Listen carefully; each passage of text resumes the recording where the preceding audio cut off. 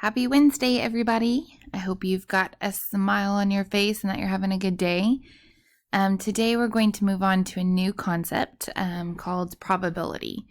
So, with probability, one example could be that I have a jar of coins, or that my daughter has a jar of coins, and she wants to know what is the probability of pulling a quarter out of that jar of coins. Well, that's going to be dependent on how many quarters are in there versus how many other coins are in there versus how many total coins are in there. So, that's just one example of probability. Or another could be like, what is the chance of flipping a coin and it landing on heads? Well, if you think about a coin, it only has two sides. So it will either land on heads or tails, right? So it's not going to land on monkeys because there's not a monkey on a coin. So those are just some examples of probability. So today we're going to talk a little bit more about them and introduce you to them. So you should be looking here at your notes page, which is not that page. Hang on, let's see. Okay, so you should be filling out the top of your notes sheet, which looks like this. So the probability is the likelihood of an event happening. So basically the chance of something happening. The complement is the likelihood of an event not happening, okay? So let's say, for example, I want the probability of flipping heads on a coin, right? So if I have a coin, one side is either heads or one side is tails, okay?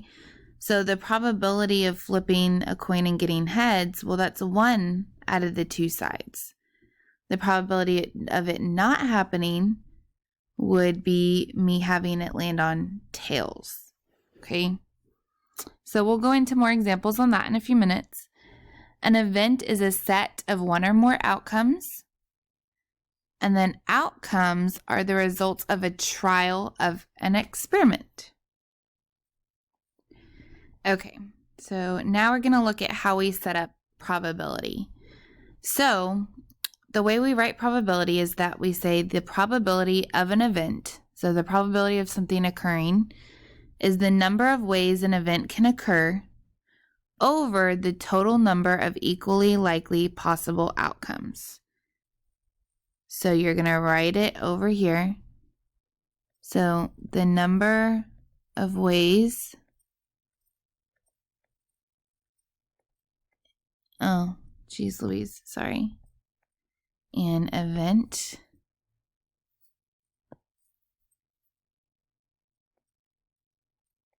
can occur. I'm sorry, I can't spell tonight. Over the total number of equally likely possible outcomes.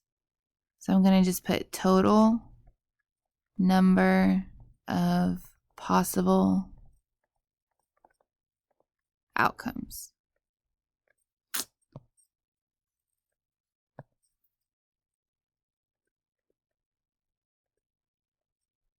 All right. And so then the complement of an event. So the probability of an event plus its complement is equal to 1. Okay, and we're going to get into examples of that in a minute. So now we have our likeliness spectrum. All right. And like I just told you, so the complement of an event is the set of all outcomes in the sample that are not included in the event. So again, we will look at that in specific terms in a minute. So what type of an event is certain? So let's say that I have a bag full of quarters, right? it will be certain that if I stick my hand in that bag and I pull out a coin, it will be a quarter because there's only quarters in the bag. That is an example of a certain event. Another situation may be that I went to the candy store and I bought a bag of M&Ms and I only put blue ones in there. Well, if I put my hand in there and choose an M&M, it will be certain that it is blue because those are the only choices. Or if I flip a coin, it's certain to land on heads or tails because those are the only two options. All right. So it says interpreting probabilities. So the probability of something occurring is always between 0 and 1. So it's either impossible, meaning it's not going to happen, or it's certain, which is a 1. It's definitely happening.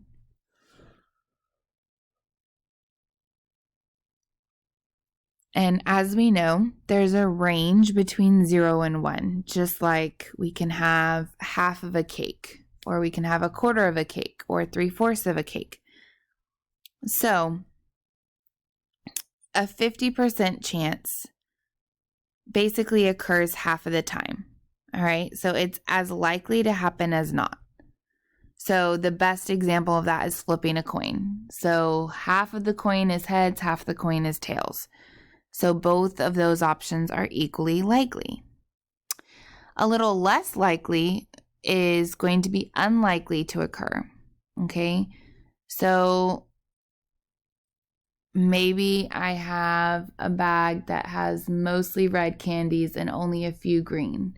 Well, it's going to be unlikely that I grab a green candy because there's a lot less of them. But it would be likely to occur for me to choose a red candy because there's a lot more red candies in the bag. Okay.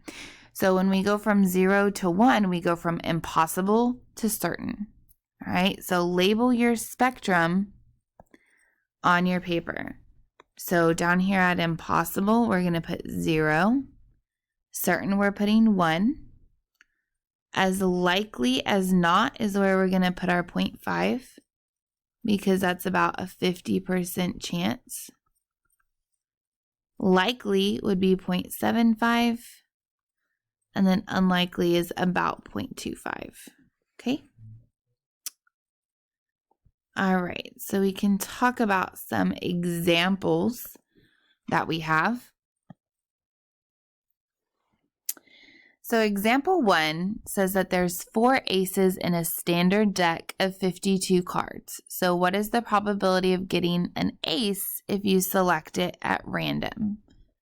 Okay, so to do that, we are going to need to look at a deck of cards. Do you guys know? Deck of cards. Everybody know what a deck of cards consists of? Maybe, maybe not. Okay. So a deck of cards, like if you're doing, let's say you're playing solitaire. Okay. So a deck of cards, there's 4 suits in a deck of cards. There's 2 black suits. So these are clubs and these are spades.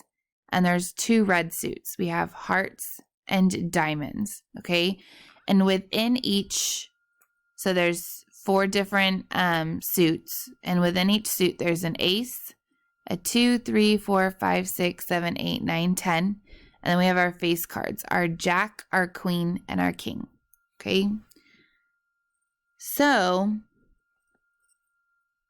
this first question says, what is the probability of selecting a card at random if it's an ace? So we are looking for the probability of an ace. Okay. So when we look at a deck of cards, we on top are going to put how many there are of what we're looking for. So we're looking for aces. So I see 1 ace here. I see 1 ace here, 1 here, and 1 here. So out of a whole deck of cards, how many aces are there? You should have said 4. So there's 4 aces. And then on the bottom, is where we put our total. So on the top is the number of occurrences of what we're looking for. And then on the bottom is the total possible number of outcomes. So we're looking at the total possible number of cards that we could have had. So 1, 2, 3, 4, 5, 6, 7, 8, 9, 10, 11, 12, 13 is in one suit. And it says a standard deck of cards has 52 cards. Okay. So that's 4 out of 52. Now, something that is important to remember with probability is we always have to put it in simplest form, which means we're going to divide the top and the bottom by the same number. So something that I know is they're both even numbers. So let's say I don't know how this would break down. I can divide it by 2. 2 times 2 is 4. I get 12. 2 times 6 is 12. So if I divide it by 2, then I get 2 over 26. Those are both even. So I'm going to divide them again because it has to be in simplest form. So 2 divided by 2 is 1. 26 divided by 2 is 13. Okay. So the probability of it being an ace is 1 out of 13. Well, I also know that too because if I just look at the clubs, for example, there's 13 clubs and one of them is an ace. So one in each suit is an ace. Okay, so 1 out of 13 is an ace. So that is my probability. Then it says, what is the complement? So the complement is basically what makes it complete. So you take your probability. So 1 out of 13 cards is what we're looking for. And then our complement is going to get us to 1. Okay. So 1 is all 13 out of 13. So this is equal to 1, right? So we're saying we have 1 card here. The rest of them will be the complement to get us to 13. So 13 minus 1 is 12 over 13. So that is my complement. My complement is 12 out of 13 cards. Okay, don't worry. We're going to keep going and it'll start to make a little bit more sense as we go. Okay, so number 2 says that there's 12 boys out of 26 members in a band. What is the probability of selecting a boy at random? Okay, so we're looking for the probability of a boy. So on the top is the number of occurrences of what we're looking for. I'm looking for boys, so how many boys? Well, it says there's 12 boys. So 12 boys out of 26 members in the band. So that's my total possible number of students. So 26 members. And it says, what is the probability of selecting a boy at random? So again, we always have to simplify by dividing both numbers by the same number. So I know that they're both even, so I'm going to go ahead and divide them by 2. 12 divided by 2 is 6. 26 divided by 2 is 13. I'm going to divide them. Oh, no, 13 is a prime number. I can't divide it again. Oops.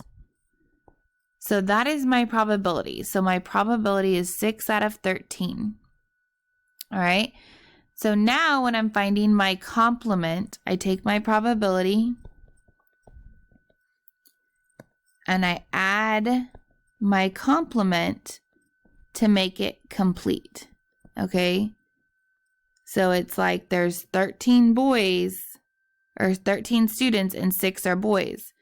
So I'm basically saying how many are girls, but there's still 13 students. So 13 minus 6 gets me 7 girls, or 7 that are not boys. Okay? So don't get confused, guys. On top, we're putting what we're looking for and how many chances there are of that. And on the bottom, we're putting the total possible number of outcomes. Okay? So now you're going to go ahead and move on to the second video.